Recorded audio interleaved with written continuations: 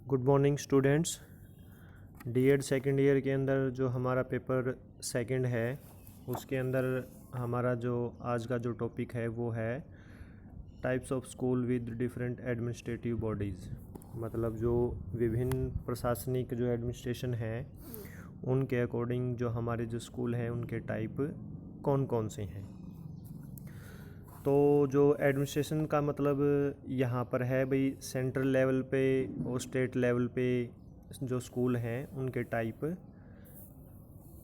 कौन कौन से हैं। तो सबसे पहले यहाँ पर जो दिया गया है एक चीज़ है आपके लिए भाई, जो हमारा जो संविधान है उसके अंदर जो शिक्षा है उसको समवर्ती सूची के अंदर रखा गया है। संविधान के अंदर 3 प्रकार की सूचियाँ हैं, एक केंद्रीय, एक राज्य और एक समवर्ती सूची। तो कुछ विषय ऐसे हैं जो केंद्रीय सूची के अंदर शामिल हैं, कुछ विषय ऐसे हैं जो राज्य सूची के अंदर शामिल हैं और कुछ विषय ऐसे हैं जो समवर्ती सूची के अंदर शामिल है।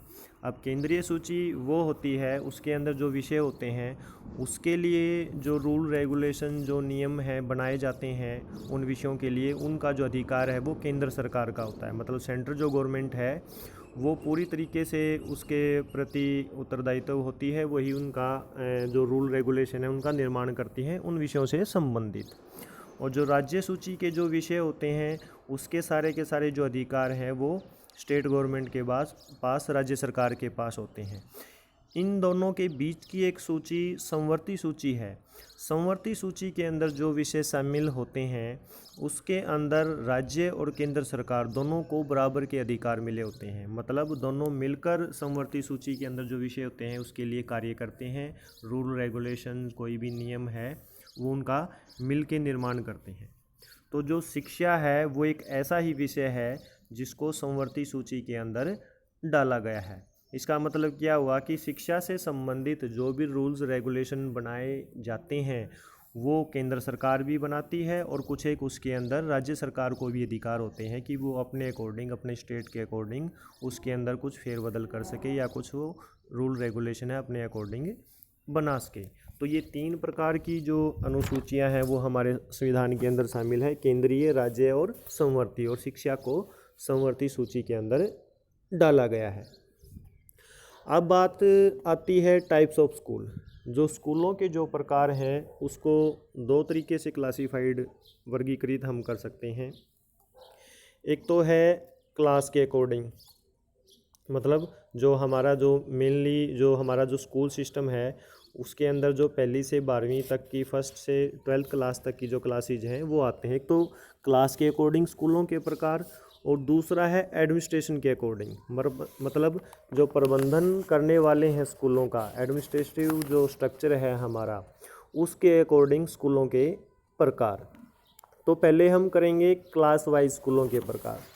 तो अगर क्लास वाइज हम बात करें तो स्कूल हैं उसको 4 भागों में बांटा जाता है। प्राथमिक विद्यालय, उच्च प्राथमिक विद्यालय, माध्यमिक विद्यालय और उच्च या वरिष्ठ माध्यमिक विद्यालय।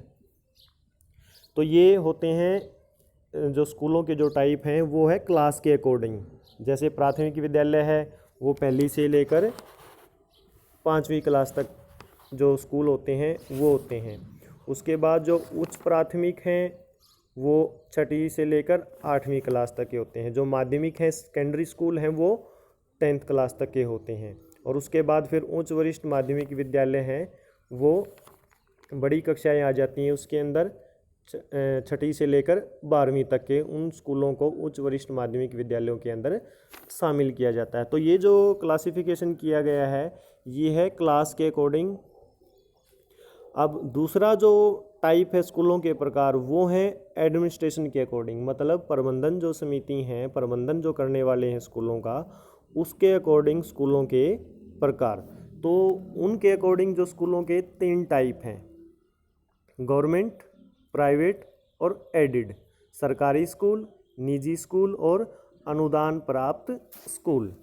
अब सरकारी स्कूलों के बारे में तो आप सभी जानते हो, वो स्कूल जिनका पूरा का पूरा जो प्रबंधन है सरकार के द्वारा किया जाता है, सरकार द्वारा ऑर्गेनाइज्ड चलाए जाने वाले वो जो स्कूल होते हैं उनको हम सरकारी स्कूल कहते हैं। मतलब उसमें जो टीचर्स की सैलरी है या स्कूलों के अन्य जो खर्चे हैं उन सभी का जो प्रबंधन है, सारी चीज़ों का जो प्रबंधन है, स्टाफ की नियुक्ति भी, वो सारा का सारी जो जिम्मेवारी है वो सरकार की होती है। सरकार अपने अकॉर्डिंग उन चीज़ों को मैनेज करती है, तो इसलिए उनको गवर्नमेंट स्कूल है, सरकारी स्कूल कहा जाता है। आप सभी को पता है सरकारी स्कूलों के बारे में, आपके आसपास काफ़ी सरकारी स्कूल होंगे।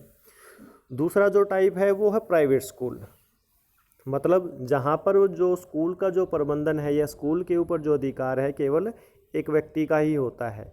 जो जितना भी जो फाइनेंशियल जो भी खर्चा होता है स्कूल का, स्टाफ सैलरी या अन्य जो खर्चे हैं, वो केवल स्कूल के उस व्यक्ति के द्वारा ही वहन किया जाता है। वो होते हैं प्राइवेट स्कूल। अब इन दोनों के बीच में एक और स्कूल भी होता है जिसको अनुदान प्राप्त या एडिड स्कूल कहते हैं। एडिड जो स्कूल होते हैं ना तो वो पूर्ण रूप से सरकारी स्कूल होते हैं, ना ही वो प्राइवेट स्कूल होते हैं, वो इन दोनों के बीच के स्कूल होते हैं। मतलब वो ऐसे स्कूल होते हैं जो प्रबंधन समितियों द्वारा, मतलब वहाँ पर उनको सरकार भी नहीं चलाती लेकिन कोई एक व्यक्ति भी नहीं चलाता, बल्कि व्यक्तियों के समूह के द्वारा एक सोसाइटी या एक समिति बनाई जाती है। वो सोसाइटी समिति ही उन स्कूलों का संचालन करती है। सारी की सारी जो देख रेख है उन समिति के द्वारा की जाती है।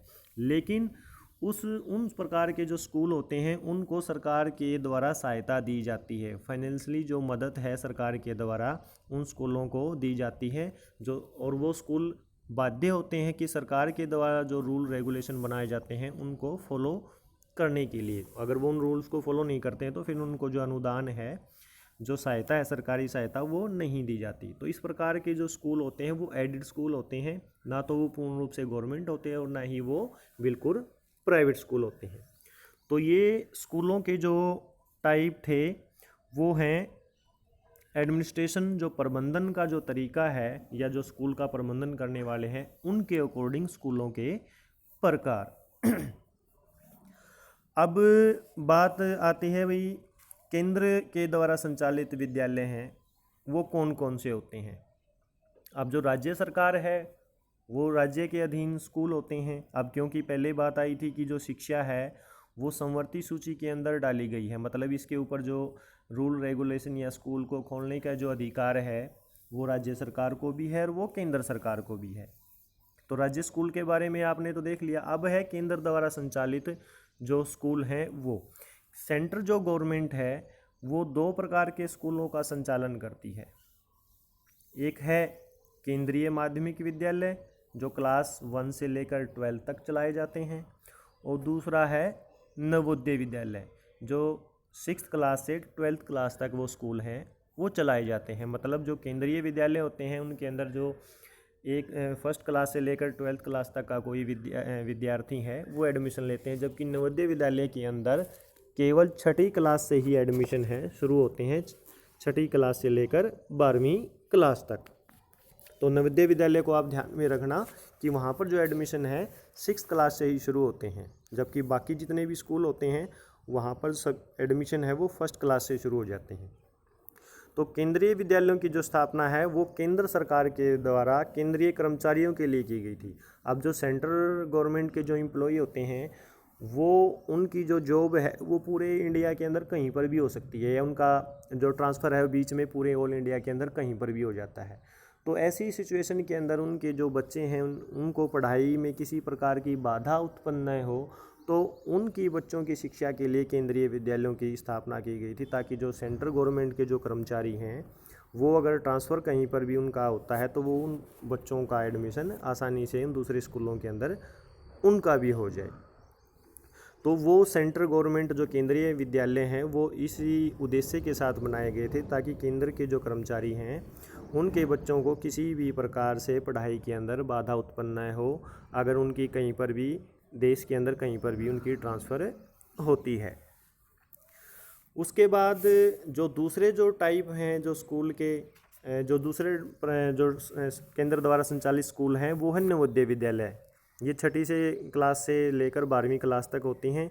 जो नवोदय विद्यालय हैं इनको जो संचालन करने का जो उद्देश्य था वो था कि ग्रामीण क्षेत्र के अंदर जो प्रतिभाशाली जो इंटेलिजेंट बच्चे हैं उनकी शिक्षा को बढ़ावा देने के लिए या उनकी शिक्षा की ज़रूरतों को पूरा करने के लिए। मतलब ये जो स्कूल है नवोदय विद्यालय, ये गांव के अंदर ही खोले जाते हैं।